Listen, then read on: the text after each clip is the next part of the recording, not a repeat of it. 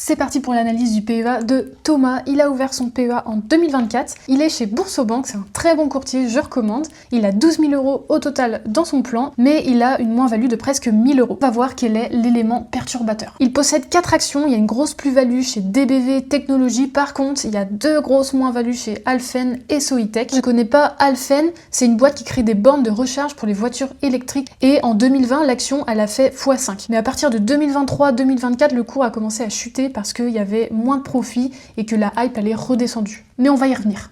Aujourd'hui, t'as pas d'ETF dans ton PEA, mais c'est ton projet. Tu continues d'alimenter ton PEA chaque mois 200 à 300 € dans ton solde d'espèces et tu souhaites investir dans des ETF qui respectent tes convictions écolo, pas de souci. Te diriger vers les ETF, c'est très bien parce que je trouve que sélectionner des actions quand on commence à investir, c'est pas ce qu'il y a de plus facile. Il faut analyser l'entreprise, checker l'historique du cours, vérifier les actualités. Bref, c'est un travail qui peut prendre des heures et franchement, quand on commence, c'est chiant. C'est pour ça que commencer par des ETF, c'est plus simple parce que les ETF, ils sont auto-nettoyants. S'il y a une entreprise qui performe pas bien, elle est remplacée par une autre. En plus, ils sont diversifiés géographiquement et sectoriellement. Franchement, c'est vraiment bien quand on débute. Les actions, ça vient par la suite si ta base elle est vraiment solide, mais maximum 20% de ton portefeuille. Parce qu'il faudra analyser chaque année des actions que tu détiens pour voir si ça correspond toujours à ta stratégie et si l'entreprise se porte bien. Bref, moi ici, je couperai les actions à perte, donc je vends et je m'oriente vers 3 ETF maximum.